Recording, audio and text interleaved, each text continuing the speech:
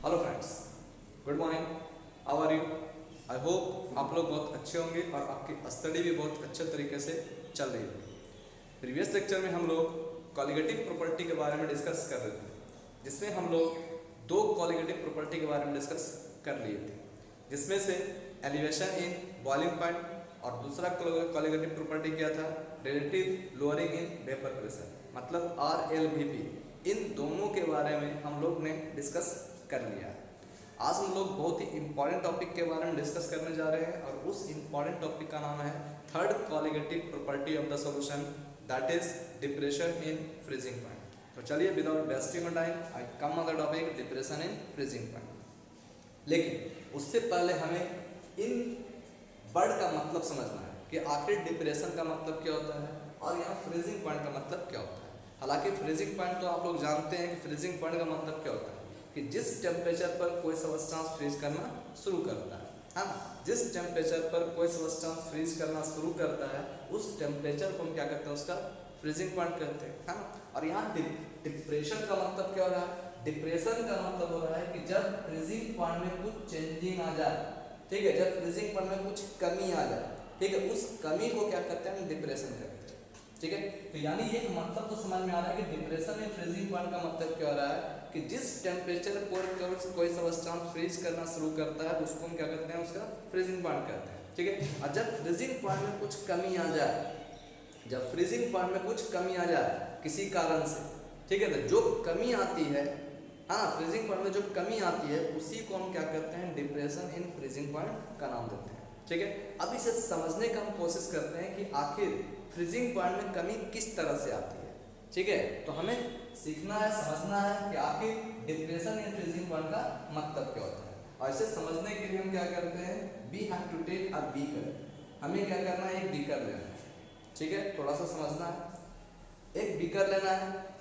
ये बीकर जो है it is filled with water, जो क्या है, वाटर से फिल्ड है। ठीक है, हमें क्या करना है, बीकर लेना है और ये बीकर क्या है, वाटर से फिल्ड है। अब जब इस वाटर को हम क्या करते हैं, कूलिंग डाउन करते हैं। अब इस वाटर को हम क्या करते हैं, कूलिंग डाउन करते हैं।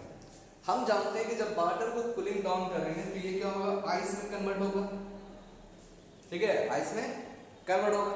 तो जिस टेम्परेचर पर water started to change into ice, जिस टेम्परेचर पर वाटर आइस में चेंज होना शुरू करता है उस टेम्परेचर को क्या कहते हैं, उस टेम्परेचर को हम फ्रीजिंग पॉइंट का नाम देते हैं। ठीक है, और इस फ्रीजिंग पॉइंट को हम किससे इंडिकेट कर रहे हैं, TF से इंडिकेट कर रहे हैं। ठीक है, तो ये क्या हो गया आपका फ्रीजिंग पॉइंट ऑफ वाटर। अब ध्यान देना यहाँ पर कि चूंकि इस बीकर में केवल वाटर मौजूद है, ठीक है, प्योर वाटर मौजूद है, प्योर सॉल्वेंट मौजूद है। ठीक है, इसलिए प्योर सॉल्वेंट के फ्रीजिंग पॉइंट को हम TF नॉट से इंडिकेट करते हैं। ठीक है, इसे हम इंडिकेट किससे करते हैं, TF नॉट से। क्यों? क्योंकि यहाँ पर प्योर सॉल्वेंट मौजूद है, केवल वाटर यहाँ मौजूद है, कोई दूसरा चीज से मिक्स नहीं है। ठीक है, तो मतलब क्या, ये प्योर फॉर्म है। ठीक, तो जब करें यहाँ पर कि प्योर फॉर्म ऑफ लिक्विड का या प्योर फॉर्म ऑफ सॉल्वेंट का फ्रीजिंग पॉइंट को इंडिकेट करने के लिए हम TF नॉट का इंडिकेट करते हैं। ठीक है, यानी ये TF नॉट क्या इंडिकेट कर रहा है, ये इंडिकेट कर रहा है freezing point of pure solvent. ठीक है, ये इंडिकेट कर रहा है freezing point of pure solvent को किससे इंडिकेट करेंगे, TF नॉट से इंडिकेट करेंगे। ठीक है, TF नॉट से इंडिकेट करेंगे। अब ध्यान दीजिए थोड़ा सा, अब हम क्या करते हैं, एक बीकर और ले लेते हैं। ठीक है, एक बीकर और लेते हैं। इस बीकर में भी क्या है, इस बीकर में भी वाटर मौजूद है। ठीक है, इस बीकर में वाटर मौजूद है, लेकिन डिफरेंस क्या है कि इस बीकर में जो वाटर मौजूद है उस वाटर में हम क्या करते हैं, some little amount of NaCl या some little amount of sugar को ऐड कर देते हैं। ठीक है, अब जब हम इस वाटर में अगर हम NaCl को ऐड कर देंगे या शुगर को ऐड कर देंगे, तब ये जो आपका सॉल्वेंट है, ये सॉल्वेंट नहीं रहा बल्कि क्या हो गया, आपका सॉल्यूशन बन गया। ठीक है, यानी ये क्या बन गया, आपका सॉल्यूशन बन गया। ठीक है, हालांकि हम यहाँ पर सॉलिड ग्रुप में क्या लेंगे, नॉन वोलेटाइल सॉल्ट लेंगे, लेकिन वो थोड़ा सा क्या होना चाहिए, वोलेटाइल होना चाहिए। ठीक है, खैर तो यहाँ पर हम क्या करते हैं कि इस वाटर में क्या कर रहे हैं, NaCl ले रहे हैं या शुगर ले रहे हैं, है ना। और जब इस वाटर में शुगर या NaCl को जब हम ऐड करेंगे तो ये सॉल्वेंट नहीं रहा बल्कि ये क्या हो गया, सॉल्यूशन बन गया, ठीक है। अब इस सॉल्यूशन को हम क्या करते हैं, इसके टेम्परेचर को भी हम क्या करते हैं, कूलिंग डाउन करना शुरू करते हैं, ठीक है, कूलिंग डाउन करना शुरू करते हैं। जब कूलिंग डाउन करना शुरू करेंगे तो ये भी क्या होगा, फ्रीज करना शुरू करेगा, ठीक है। और जिस टेम्परेचर पर ये फ्रीज करना शुरू करेगा तो उस टेम्परेचर को हम क्या कहेंगे, इस सॉल्यूशन का फ्रीजिंग पॉइंट कहेंगे, ठीक है। तो अब हम क्या कहेंगे, इस सॉल्यूशन का फ्रीजिंग पॉइंट को इंडिकेट हम किससे कर रहे हैं, TF से, ठीक है। Freezing point of pure solvent को हम इंडिकेट कर रहे हैं TF नॉट से, और इस सॉल्यूशन के फ्रीजिंग पॉइंट को हम किससे इंडिकेट कर रहे हैं, TF से। अब इस सॉल्यूशन में चूंकि हम क्या किए, वाटर में हम शुगर या किसी दूसरे सब्सटेंस को ऐड कर दिए, तो मतलब क्या हो गया कि ये जो सॉल्यूशन है वो क्या हो गया, इम्प्योर हो गया, ठीक है। यानी हम कह सकते हैं यहाँ पर ये क्या है आपका freezing point of impure liquid, ठीक है। ये प्योर लिक्विड का फ्रीजिंग पॉइंट था, ये इम्प्योर लिक्विड का फ्रीजिंग पॉइंट है। तो हमें बस इतना ही याद रखना है यहाँ पर कि ये क्या है, इसे इम्प्योर मानना है, इसे क्या मानना है, प्योर मानना है, ठीक है। तो ये आपका क्या है, freezing point of pure liquid और ये freezing point of impure liquid, ठीक है। अब हमें ये जान रखना है क्या कि जब किसी लिक्विड में अगर हम किसी दूसरे सब्सटेंस को मिक्स करते हैं, ठीक है, जैसे अभी हमने लिया NaCl या H2O को जब हम मिलाते हैं तो मिलाने के बाद हम क्या ऑब्जर्व करते हैं कि इसका जो फ्रीजिंग पॉइंट होता है, वो क्या होता है, और डिक्रीज कर जाता है as compare to pure solvent. यानी हम कह सकते हैं यहाँ पर कि freezing point of pure solvent is more than the freezing point of impure solvent. इस इम्प्योर सॉल्वेंट के रेस्पेक्ट में इसका फ्रीजिंग पॉइंट क्या होता है, ज्यादा होता है, इसका फ्रीजिंग पॉइंट क्या होता है, और घट जाता है, कम हो जाता है, ठीक है। और इसी कारण आपने देखा होगा कि आइसक्रीम वेंडर क्या करता है, वाटर में NaCl को मिलाने का काम करता है। जब वो फ्रीजिंग मिक्सचर बनाता है तो उसमें क्या करता है, NaCl मिलाने का काम करता है। NaCl क्यों मिलाता है ना, इससे NaCl को मिलाने से उस लिक्विड का वाटर का फ्रीजिंग पॉइंट क्या होता है, कम हो जाता है, जिस कारण आइसक्रीम जो होता है वो फ्रीज नहीं कर पाता है, ठीक है, जल्दी फ्रीज नहीं कर पाता है। इसी कारण आइसक्रीम वेंडर क्या करता है, वो फ्रीजिंग मिक्सचर तैयार करता है। कैसे करता है, तो वाटर में NaCl को मिलाकर, जिससे फ्रीजिंग पॉइंट वाटर में क्या होता है, कम हो जाता है, ठीक है। यानी अब ये आप समझ चुके होंगे कि फ्रीजिंग पॉइंट इम्प्योर लिक्विड का फ्रीजिंग पॉइंट क्या होता है, कम होता है as compare to the pure liquid, ठीक है। तो हम कह सकते हैं यहाँ पर कि प्योर लिक्विड का जो फ्रीजिंग पॉइंट होगा, वो क्या होगा, ज्यादा होगा as compare to freezing point of impure liquid, ठीक है, freezing point of impure liquid, ठीक है। तो एक चीज हमें क्या करना है, इसे याद रखना है, ठीक है। यानी TF नॉट जो होता है वो क्या होगा, ग्रेटर देन TF होगा, जहां पर TF नॉट क्या हो गया, freezing point of pure solvent, और ये आपका क्या है, freezing point of impure solvent या इम्प्योर लिक्विड, ठीक है। इस चीज को आपको याद रखना है, समझ में आया।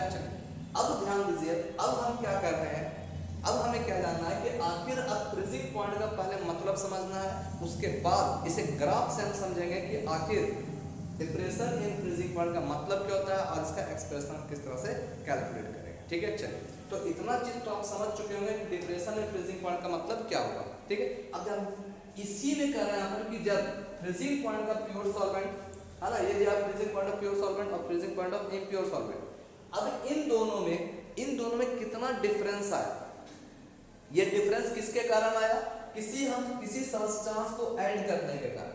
जब इस प्योर सॉल्वेंट में अगर किसी सब्सटेंस को ऐड कर दिए तो इसके फ्रीजिंग पॉइंट में क्या हो गया, कुछ चेंजिंग आ गया। तो फ्रीजिंग पॉइंट में जो चेंजिंग आता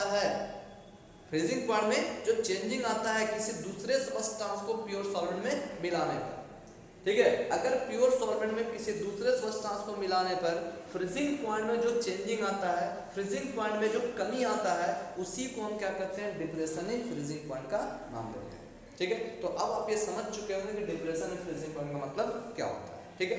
अब हम जानेंगे कि आखिर फ्रीजिंग पॉइंट का जो कंप्लीट डिफिनेशन होता है, वो डिफिनेशन क्या होता है, और उस डिफिनेशन को हम ग्राफ से समझने की कोशिश करेंगे, ठीक है। चलिए, अब देखिए,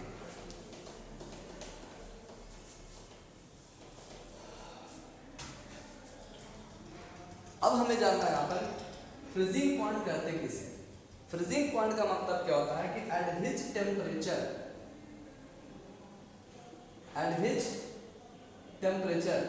जिस टेम्परेचर पर eight which temperature vapour pressure of the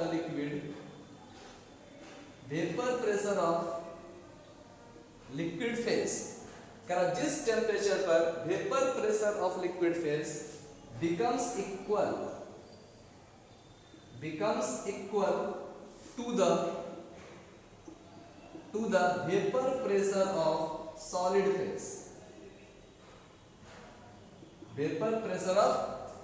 phase, ठीक है। जब कह रहा है कि vapour pressure of liquid phase becomes equal to the vapour pressure of solid phase, ठीक है। तो जिस टेम्परेचर पर ये दोनों क्या होता है, इक्वल होता है ना, vapour pressure of liquid phase becomes equal to the vapour pressure of solid phase, ठीक है। Then it's said to be, ठीक है, then it's said to be freezing point.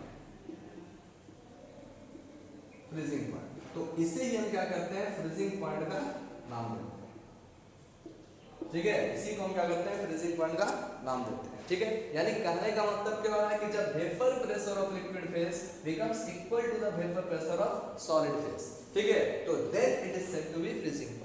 उसी टेम्परेचर को, जिस टेम्परेचर पर ऐसा होता है, उस टेम्परेचर को हम क्या करते हैं, उस लिक्विड का फ्रीजिंग पॉइंट करते हैं, ठीक है। उसे हम क्या करते हैं, उसका फ्रीजिंग पॉइंट करते हैं, है ना।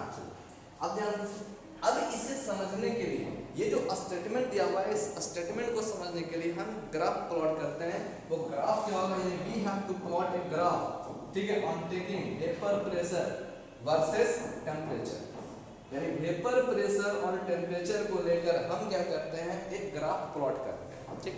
अब ध्यान दीजिए, हम बताए थे इसके प्रीवियस लेक्चर में कि बॉइलिंग पॉइंट किसको करते हैं, कि जिस टेम्परेचर पर vapour pressure of the liquid becomes equal to the atmospheric pressure of air, ठीक है।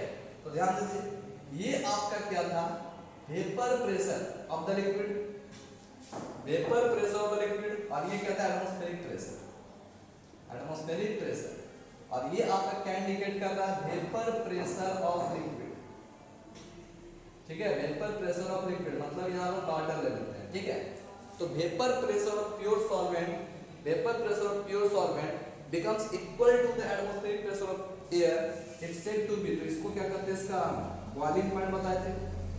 ये क्या होता है, बॉइलिंग पॉइंट PV नॉट, क्योंकि प्योर सॉल्वेंट है ना। चलिए, उसी प्रकार अगर मान लें कि इस लिक्विड में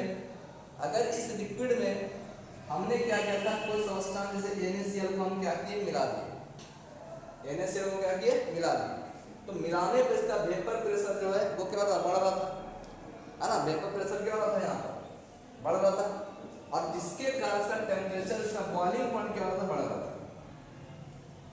ठीक है। इसका बॉइलिंग पॉइंट क्या हो रहा था, चेंजिंग वेपर प्रेशर बढ़ रहा है, इसका बॉइलिंग पॉइंट क्या हो रहा है, बढ़ रहा था। तो हम जानते हैं कि boiling point of impure liquid TB होता है, जबकि boiling point of pure liquid TB not होता है।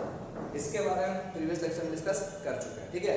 इसलिए आज हम इसके बारे में तो डिस्कस करेंगे, हमें समझना है फ्रीजिंग पॉइंट के बारे में, ठीक है। तो ध्यान रखिए, तो ये वेपर प्रेशर जो है, अब जब इस वेपर प्रेशर ऑफ लिक्विड को अगर हम कूल करेंगे तो ये क्या होगा, आपका सॉलिड स्टेट में आना शुरू होगा, ठीक है। सॉलिड स्टेट में आना शुरू होगा। ये क्या होगा, पहले यहाँ से liquid, vapour pressure of liquid है, ये क्या होगा, आपका लिक्विड में चेंज होगा, लिक्विड के बाद क्या होगा, ये लिक्विड के बाद ये सॉलिड में चेंज होना शुरू करेगा, ठीक है। ये क्या है, यहाँ पर सॉलिड, ये आपका क्या है, लिक्विड स्टेट है,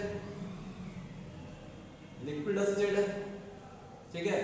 उसके बाद क्या होगा, टेम्परेचर को अगर हम और कूल करेंगे तो ये क्या होगा, यहाँ पर सॉलिड स्टेट में आना शुरू करेगा, यानी सॉलिड फेज में आना शुरू करेगा, ठीक। अब ये जो आपका लिक्विड है, ये क्या है, इम्प्योर लिक्विड है, ये क्या आपका इम्प्योर लिक्विड है, मतलब सॉल्यूशन है, इम्प्योर लिक्विड है। इस इम्प्योर लिक्विड में क्या है, वाटर प्लस NaCl, ठीक है, वाटर प्लस NaCl। अब इसके टेम्परेचर को भी अगर कूलिंग डाउन किया गया, ठीक है, तो ये भी क्या होगा, सॉलिड स्टेट में आना शुरू करेगा, ठीक है। तो ध्यान दीजिए, ये आपका क्या हो रहा है, यहाँ पर ये फ्रीज करना स्टार्ट किया, ये लिक्विड स्टेट था, ये जो पोजीशन है, इस पोजीशन पर क्या होगा, लिक्विड स्टेट आना शुरू हो गया, ठीक है, जबकि ये आपका क्या है, इस पोजीशन पर आकर क्या होता है, लिक्विड स्टेट में आना शुरू करता है। ठीक है, ध्यान से जो कह रहे हैं, कह रहा है वेपर प्रेशर वाला लिक्विड जो है इसको जब कूल करेंगे तो क्या होगा, लिक्विड में चेंज होना शुरू करेगा, लिक्विड में चेंज होना शुरू करेगा, है ना। और ये लिक्विड से फिर क्या होगा, सॉलिड स्टेट में चेंज होना शुरू होगा। ठीक है, चेंज होना शुरू होगा। यानी हम कहते हैं यहाँ पर कि इस टेम्परेचर पर लिक्विड जो है, लिक्विड और सॉलिड दोनों स्टेट होगा। ठीक है, क्योंकि इस स्टेट पर क्या है, इस पोजीशन पर जो है, इस पोजीशन पर एक वेपर प्रेशर लिक्विड को जब कूल किया जाता है तो लिक्विड होता है। अब फिर वो क्या होता है, लिक्विड होने के बाद वो सॉलिड के फॉर्म में चेंज होने के लिए आगे की ओर अग्रसर होते रहता है। ठीक है, मतलब यहाँ पर जो है, यहाँ पर ये फ्रीज होना स्टार्ट भी कर रहा है। तो यहाँ पर जो स्टेट है, लिक्विड स्टेट है, सॉलिड स्टेट है। ठीक है, स्टार्ट हो रहा है। ठीक, तो सोचिए यहाँ पर ये जो पोजीशन होगा, ये क्या होगा आपका, ये जो पोजीशन होगा, ठीक है, ये जो पोजीशन होगा, इस पोजीशन पर वाटर फ्रीज करना शुरू करेगा। तो चूंकि ये प्योर लिक्विड है, तो प्योर लिक्विड के लिए हम क्या कहेंगे, यहाँ पर TF0 कहेंगे, TF0। लेकिन ये जो आपका इम्प्योर लिक्विड है, ये इम्प्योर लिक्विड क्या होगा, सॉलिड में आना स्टार्ट, है ना, सॉलिड स्टेट में आना स्टार्ट किया।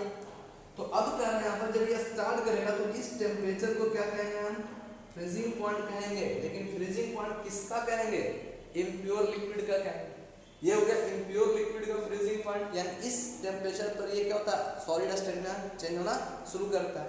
उसी प्रकार का यहाँ पर ये आपका क्या है, लिक्विड स्टेट से सॉलिड स्टेट में आना शुरू करता है।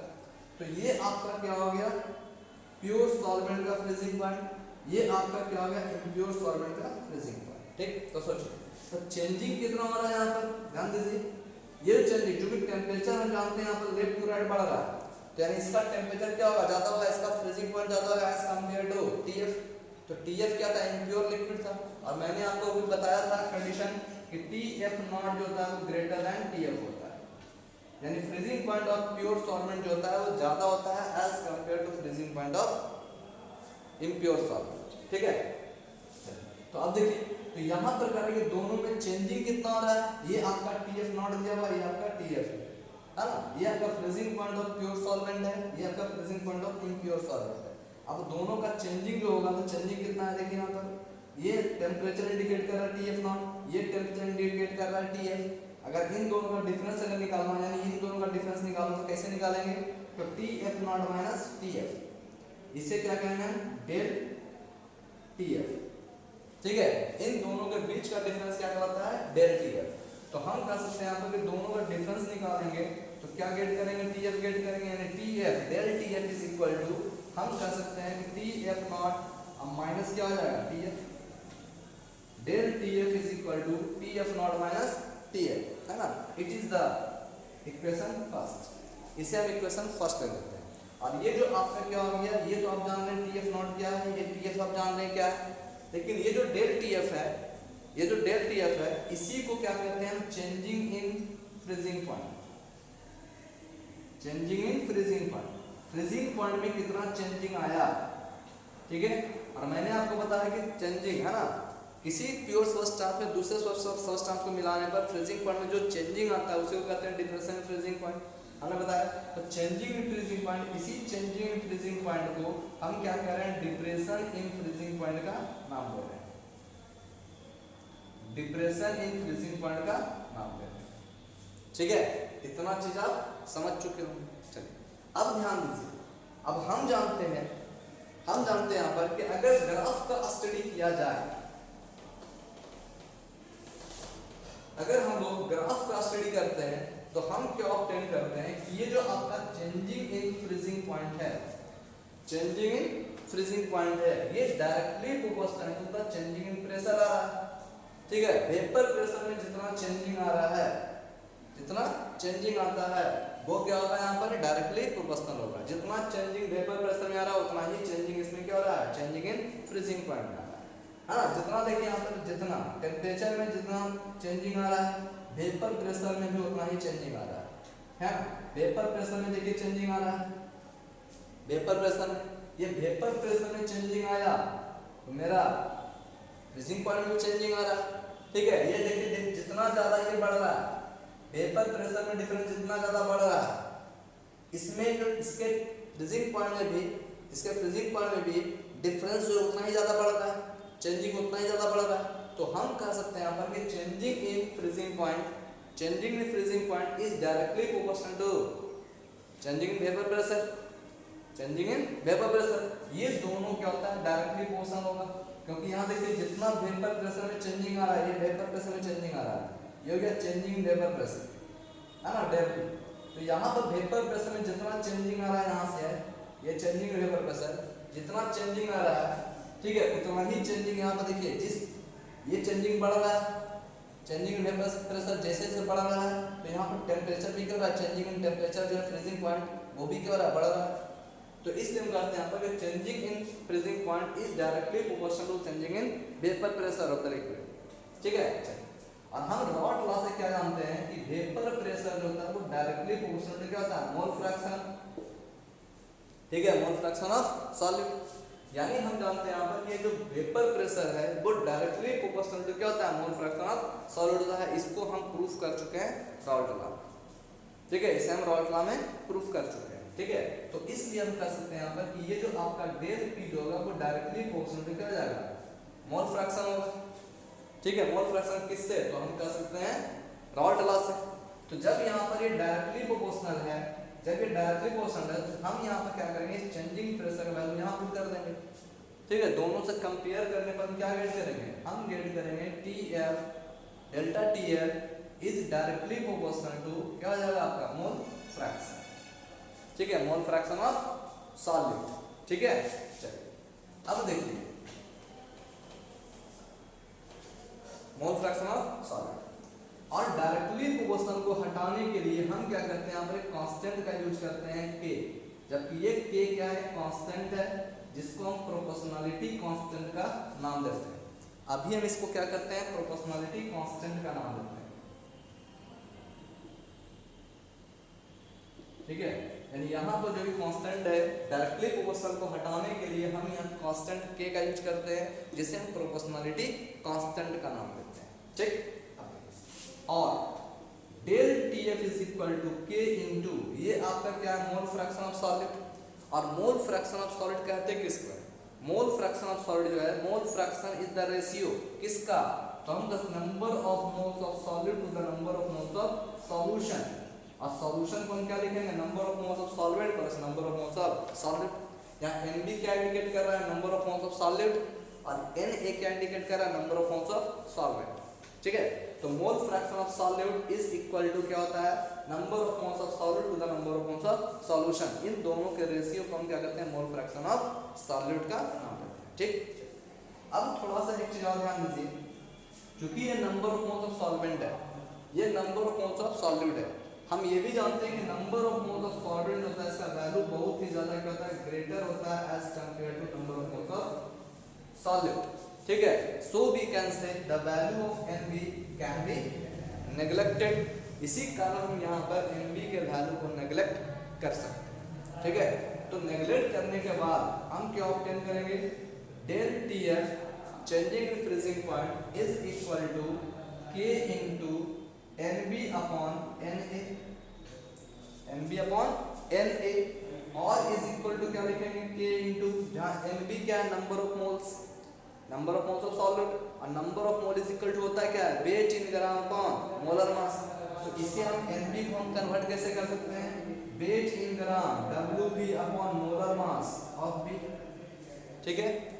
Weight in gram of solute upon क्या होगा, molar mass of solute, upon क्या आ जाएगा उसी प्रकार NA number of moles of solvent है, इसे भी क्या करेंगे, तो number of moles of solvent is equal to क्या होता है, weight in gram of solvent upon क्या आ जाएगा, मोलर मास ऑफ सॉल्वेंट, और is equal to K into WB upon MB into MA upon क्या आ जाएगा, WA। ये देखिए आपका क्या हो रहा है, एक फॉर्मूला आ रहा है ना, यानी del TF is equal to K into WB upon MB into molar mass of solvent upon क्या हो जाएगा, weight in gram of solvent, ठीक है, weight in gram of solvent. ये आपका क्या हो रहा है, फॉर्मूला, इस फार्मूला को भी हालांकि आपको याद रखना है, ये भी क्या है बहुत ही ज़्यादा इंपॉर्टेंट है, ठीक है। अब देखो, अब थोड़ा सा ध्यान दीजिए, ये आपका क्या है weight in gram of solvent. अगर weight in gram of solvent को अगर हम केजी में ले ले, अगर हम यहाँ पर if wait in gram of solvent, ठीक है, इज इक्वल टू अगर 1 केजी, अगर यहाँ पर इसको हम केजी में ले लें 1 किलोग्राम, ठीक है, केजी में ले लें, तो केजी में लेने पर होगा क्या, ध्यान दीजिए, ये आपका weight in gram by molar mass मतलब नंबर ऑफ मोल्स। अब number of moles of solvent present in 1 kilogram of solvent, 1 kilogram of solvent, ठीक है, तो हम जानते हैं इसे कहते क्या है, इसे हम मोलालिटी है ना, मोलालिटी का नाम देते हैं, इसे हम क्या कहते हैं, मोलालिटी का नाम देते हैं। ये आपका क्या होगा, number of moles in 1 kilogram of solvent, that is called the molality, उसको मोलालिटी का नाम देते हैं। यानी हम कहते हैं कि WB अपॉन MB इंटू क्या जाएगा, WA, ये क्या है आपका, ये आपको मोलालिटी को इंडिकेट करता है, क्योंकि ये आपका क्या है, number of moles of solute present in 1 kilogram of solvent, that is called the molality, उसको मोलालिटी का नाम देते हैं। यानी ये जो आपका रिलेशन आ रहा है WB upon MB into WA, ये क्या इंडिकेट कर रहा है, ये मोलालिटी को इंडिकेट कर रहा है, यानी ये आपका मोलालिटी इंडिकेट कर रहा है। अब मोलालिटी को हम क्या करेंगे, स्मॉल m से इंडिकेट करते हैं, ठीक है।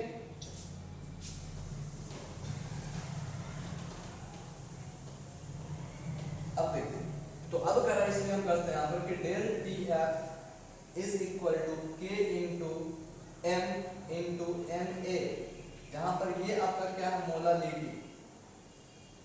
और हम जानते हैं कि मोलालिटी जो होता है वो टेम्परेचर इंडिपेंडेंट फैक्टर होता है ना, टेम्परेचर इंडिपेंडेंट होता है, ये टेम्परेचर पर डिपेंड नहीं करता है, ठीक है। तो कह सकते हैं यहाँ पर कि del TF is equal to क्या होगा, K into M into MA, जहाँ M क्या होगा, मोलालिटी, और ये M क्या है, MA, ये आपका क्या है, मोलर मास ऑफ सॉल्वेंट। अब सोचिए, ये मोलर मास ऑफ सॉल्वेंट है, ये आपका प्रोपोर्शनलिटी कांस्टेंट देखिए, तो K तो एक कांस्टेंट है, और मोलर मास ऑफ सॉल्वेंट, किसी भी सॉल्वेंट का मोलर मास क्या होगा, कांस्टेंट होगा, ठीक है। वाटर का अगर हमको निकालना है मोलर मास क्या होगा, 18 ग्राम होगा, और ये 18 ग्राम जो होगा वाटर का मोलर मास वो हमेशा क्या होगा, कांस्टेंट होगा, 18 ही होगा, ठीक है। तो इसका मतलब क्या है कि ये भी एक कांस्टेंट का काम कर रहा है, ये भी एक कांस्टेंट का काम कर रहा है, और इन दोनों कांस्टेंट को मिलाकर हम क्या करते हैं, एक कांस्टेंट ले लेते हैं, यानी हम कहते हैं K into MA is equal to क्या कहा गया, KF कहा गया, ठीक है। अब इसलिए del TF is equal to क्या हो जाएगा, KF इंटू क्या होगा, M, ठीक है। जबकि एलिवेशन इन बॉइलिंग पॉइंट हमने क्या होता था, del TB is equal to KB into M, यानी दोनों देखिए सेम है, बस फ्रीजिंग पॉइंट है इसलिए हम यहाँ पर F लिख रहे हैं, ठीक है। वहाँ वो बॉइलिंग पॉइंट था तो B दे रहे थे, जबकि दोनों फार्मूला क्या है, जस्ट लाइक सेम, ठीक है। इसका जो प्रूफ हो रहा है वो भी क्या है, जस्ट लाइक सेम ही है। तो ये आपका क्या हो गया, इक्वेशन नंबर 3, इक्वेशन नंबर 3, जहाँ पर हम कह सकते हैं यहाँ पर K into MA is equal to KF। अब KF क्या होगा, where KF is called, KF is constant, KF क्या है, कांस्टेंट, जिसको हम क्या कहते हैं, called molar depression constant, called molar depression constant, also known as, इसको हम cryoscopic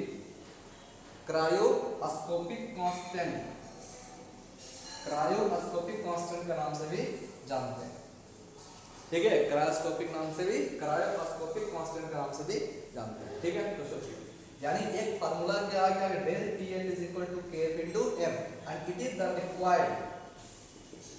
the required expression for depression in freezing point, depression in freezing point, ये क्या है, डिप्रेशन इन फ्रीजिंग पॉइंट का, ठीक है, रिक्वायर्ड एक्सप्रेशन है, यानी ये आपका क्या है, third colligative property depression in freezing point, ठीक है। तो आपको याद रखना है डिप्रेशन इन फ्रीजिंग पॉइंट का फार्मूला क्या याद रखना है, del TF is equal to KF into M, ठीक है। और एलिवेशन इन बॉइलिंग पॉइंट हमने क्या बताया, del TB is equal to KB into M, दोनों सेम है, बस डिफरेंस क्या है यहाँ पर, F और B का, ठीक है ना, यानी दोनों जस्ट लाइक सेम, इसलिए याद रखना इजी है।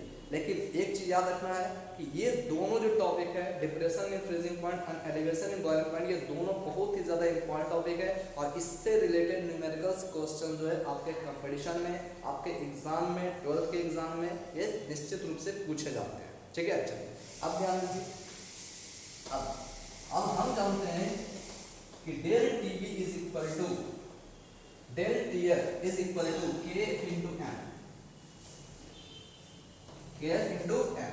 अब हम इसके यूनिट की बात कर लेते हैं। ठीक है, तो हम जानते हैं कि del TF is equal to क्या आ गया, केएफ इंटू एम। इसलिए हम कहते हैं केएफ क्रायोस्कोपिक कांस्टेंट या molar depression constant is equal to क्या होगा आपका, डेल टीएफ अपॉन क्या होगा, अपॉन एम। अब ये क्या इंडिकेट कर रहा है, टेम्परेचर। टेम्परेचर को इंडिकेट करने के लिए हम किसका यूज करेंगे, केल्विन। देखिए आपका केल्विन है ना, जबकि ये क्या है आपका मोलालिटी, और मोलालिटी को इंडिकेट किसमें करते हैं, मोल पर केजी। ठीक है, मोलालिटी को इंडिकेट किसमें करते हैं, मोल पर केजी। ठीक है ना, मोल पर केजी, यानी ये आपका क्या होगा, एक यूनिट होगा। ठीक है, यानी कहा जा रहा है यहाँ पर कि केएफ का यूनिट क्या होगा, केल्विन पर मोल केजी। ठीक है, यानी ये आपका क्या हो गया, एक यूनिट इसका क्या होगा। ठीक है, unit of KF is equal to क्या लगा, देखिए टीएफ अपॉन एम, और टीएफ क्या है, टेम्परेचर। टेम्परेचर को मेजर किसमें करेंगे, केल्विन को। मोलल जो है ये आपका क्या है, मोलालिटी, और मोलालिटी इज इक्वल टू क्या, मोल पर केजी। या हम कह सकते हैं यहाँ पर इस मोल पर केजी को मोलल भी कहते हैं, तो हम यहाँ पर लिख सकते हैं मोलल। ठीक है, यानी केल्विन पर मोलल भी कर सकते हैं। ठीक है, यहाँ क्या आ जाएगा, केल्विन पर मोल इनटू केजी। ठीक है, यानी केल्विन पर मोल केजी, जबकि यहाँ क्या होगा आपका, क्या होगा, केल्विन पर मोलर, क्योंकि मोल पर केजी को क्या कहते हैं, मोलर का नाम देते हैं। ठीक है, तो ये आपका क्या हो जाएगा, यूनिट ऑफ क्रायोस्कोपिक कांस्टेंट या मोलर डिप्रेशन कांस्टेंट का यूनिट क्या होगा। ठीक है ना। चलिए अब इसके बाद हम लोग ऑस्मोटिक प्रेशर के बारे में डिस्कस करेंगे, और उसके साथ साथ एक बहुत ही इंपॉर्टेंट टर्म बचा हुआ है। वो इंपॉर्टेंट टर्म क्या है आपका, बॉन्ड है फैक्टर्स। बॉन्ड ऑफ फैक्टर के बारे में डिस्कस करेंगे, फिर एजियोट्रॉपिक मिक्सचर के बारे में डिस्कस करेंगे। ठीक है, तब तक के लिए सेफ रहे और एजी केमिस्ट्री के साथ बने रहे। Thank you.